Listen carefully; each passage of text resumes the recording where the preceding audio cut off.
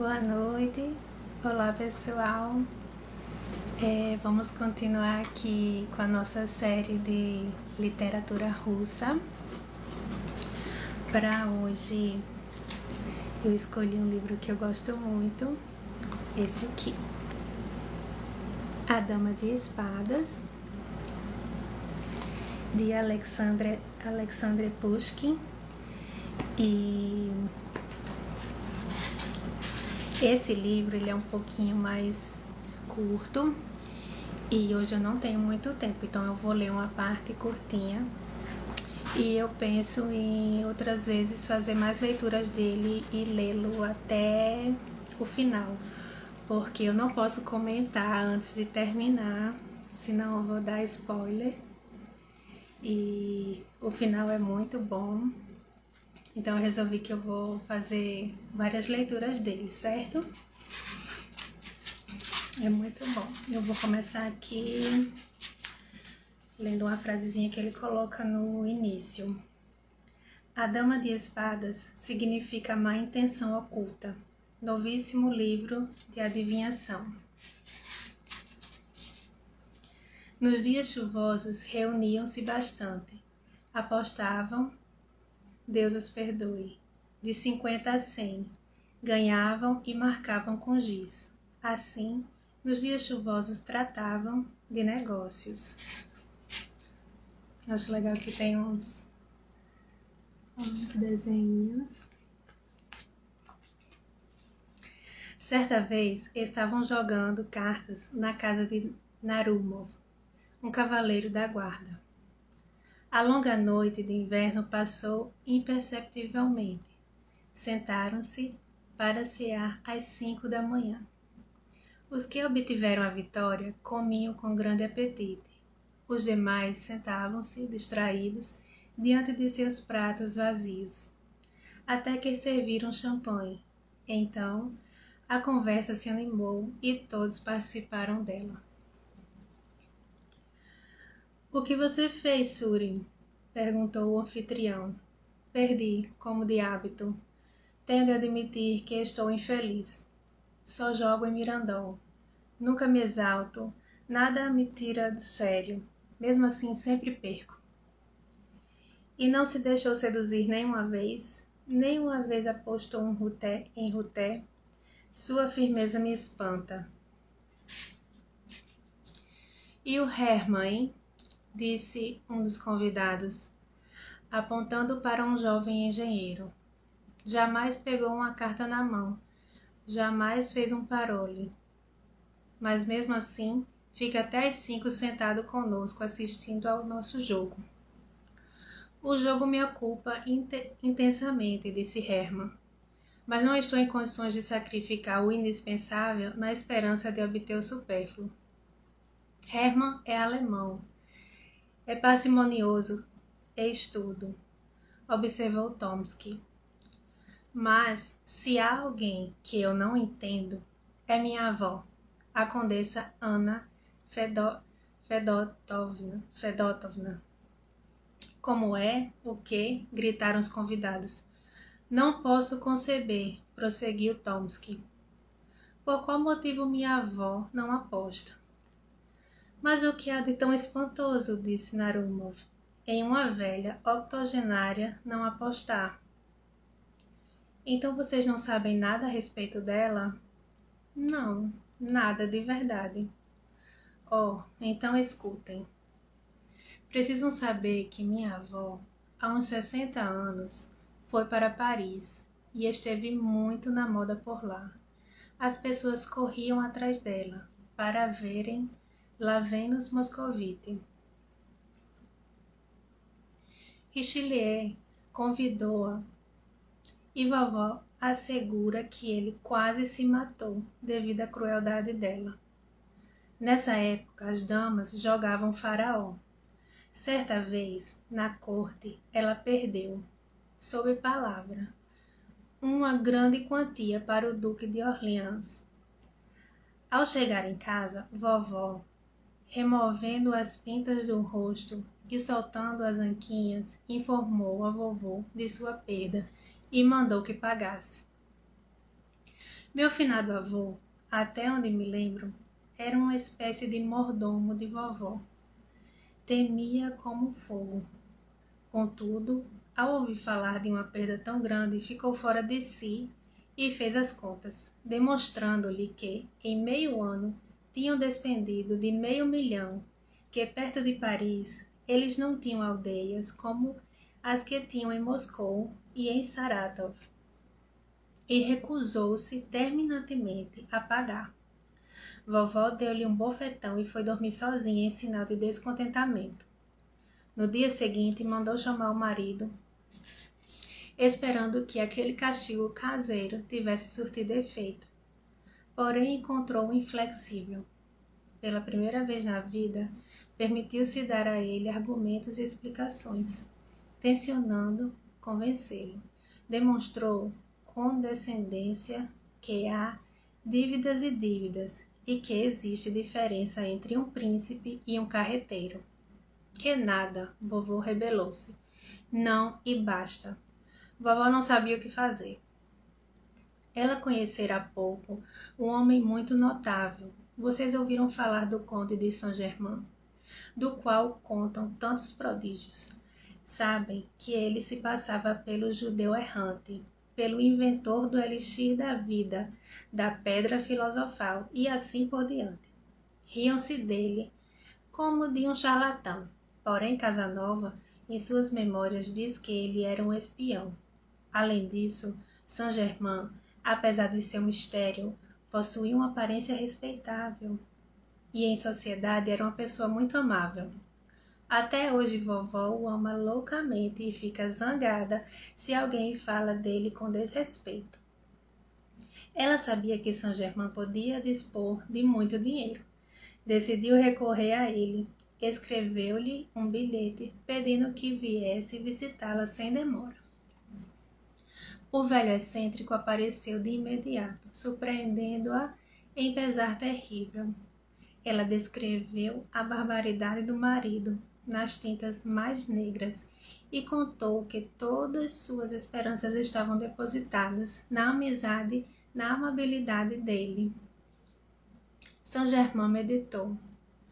Posso obsequiar-lhe esta soma, disse ele, mas sei que a senhora não ficará tranquila enquanto não acertar as contas comigo, e não desejo trazer-lhe novas inquietações. Há outra maneira. A senhora pode tirar a revanche. Mas, meu caro conde, respondeu vovó, estou lhe dizendo que não temos dinheiro algum. Mas você não precisa de dinheiro, recrutou Saint-Germain. Tenha a bondade de escutar. Então ele revelou-lhe um segredo pelo qual qualquer um de nós pagaria a quantia que fosse. Os jovens jogadores redobraram a atenção. Tomsky acendeu o cachimbo, deu uma baforada e prosseguiu. Nessa mesma noite, vovó apareceu em Versalhes, no jogo da rainha. O conde de Orleans estava fazendo a banca. Vovó desculpou-se ligeiramente por não ter saldado a dívida, inventou uma historinha para se justificar e pôs-se a apostar contra ele. Escolheu 3 cartas, apostando uma atrás da outra. Todas 3 ganharam como sonica, e vovó obteve a revanche completa. Um acaso, disse um dos convidados. Um conto de fadas, observou Hermann. Podiam ser cartas marcadas, secundou um terceiro. Não creio, respondeu Tomsky, solene. O quê? Disse Narumov. Você tem uma avó que adivinha 3 cartas na sequência e até agora não extraiu essa cabalística dela? Sim, é duplamente infernal, respondeu Tomsky. Ela teve 4 filhos, dentre os quais o meu pai. Todos eram jogadores inveterados, e ela não revelou o segredo a nenhum. Ainda que isso não fosse fazer mal a eles, nem a mim, mas foi o que me contou meu tio, Conde Ivan Ilitch, e deu sua palavra de honra. O finado Chaplinsky, que morreu na miséria após dissipar milhões, perdeu, certa vez na juventude, se bem me lembro, para Zoritch, cerca de 300 mil.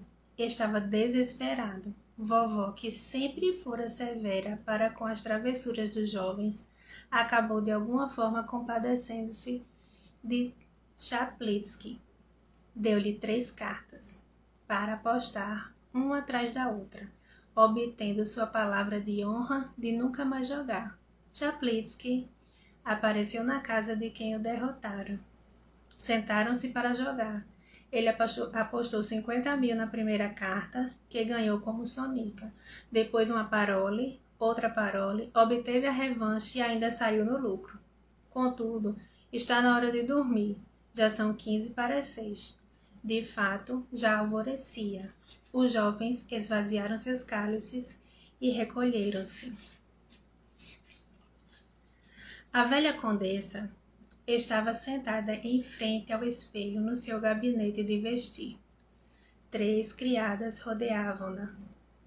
Uma segurava uma lata de rouge, outra uma caixa com grampos e uma terceira uma touca alta com fitas, como de fogo. A condessa não tinha a menor pretensão a uma beleza que há tempos definhara, porém guardava todos os hábitos da juventude, seguia à risca a moda dos anos 1770 e continuava a empregar o mesmo tempo e zelo em se vestir de 60 anos atrás. Junto de uma janelinha, com um bastidor, sentava-se uma senhorita, sua pupila. Olá, vovó, disse ao entrar um jovem oficial. Bonjour, mademoiselle Lise. Vovó, venho com um pedido. O que é, Paul? Permita-me apresentar um dos meus amigos e trazê-lo aqui na sexta-feira no baile. Leve-o direto para o baile e lá me apresente a ele. Você esteve ontem na casa de... Como não? Foi muito divertido. Dançamos até as 5. Como Yeletskaya estava bonita. E, querido, o que ela tem de bonito? Bonita era a avó dela, a princesa Daria Petrovna. A propósito, já está bem velha a princesa Daria Petrovna, não? Como velha? Respondeu Tomsky, distraído. Morreu há 7 anos. A senhorita ergueu a cabeça e fez um sinal ao jovem. Ele se lembrou de que escondiam da velha condessa a morte de seus coetâneos e mordeu o lábio. Mas a condessa ouviu a notícia, que para ela era nova, com grande indiferença. Morreu, disse ela, e eu nem fiquei sabendo.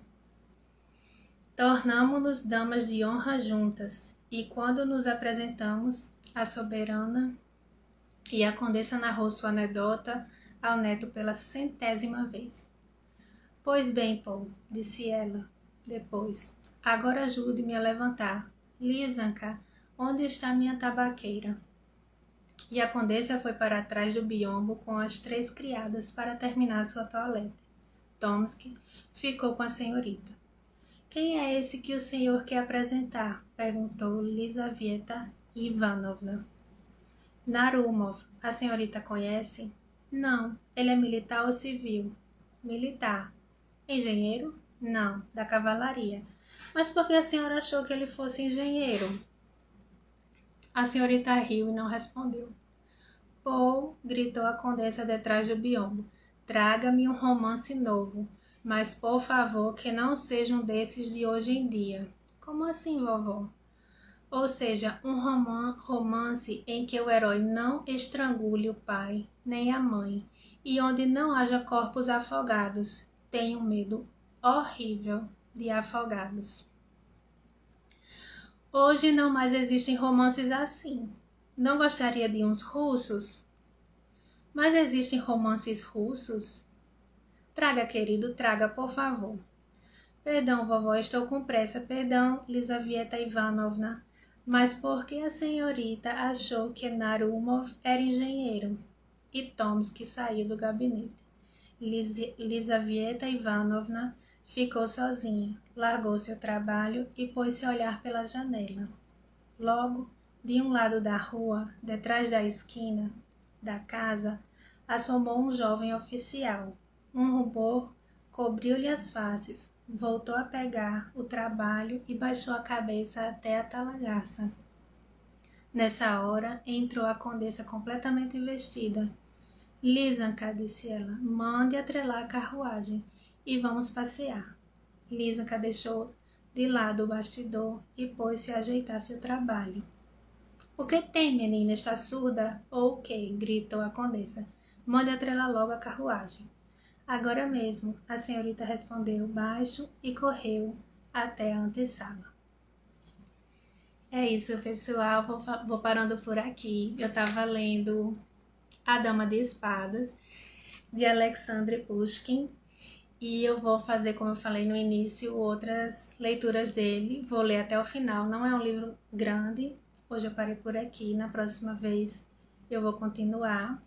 É uma série que eu estou fazendo de literatura russa, que é muito interessante, a literatura russa, como eu falei na primeira live. É uma literatura muito rica, muito diferente do que a gente está acostumada. Ela é muito verdadeira, muito sincera, trabalha os sentimentos de forma poética e muitas vezes de forma engraçada, né? Então, vale muito a pena a gente conhecer. Da próxima vez eu continuo um pouquinho com esse livro, porque eu não posso comentar muito, porque ele é muito cheio de surpresas, e aí se eu falar qualquer coisa, então eu vou terminar revelando o que vai acontecer, e tira a graça, e o final dele é bem surpreendente. Tá bom? Então, até a próxima. Tchau, tchau.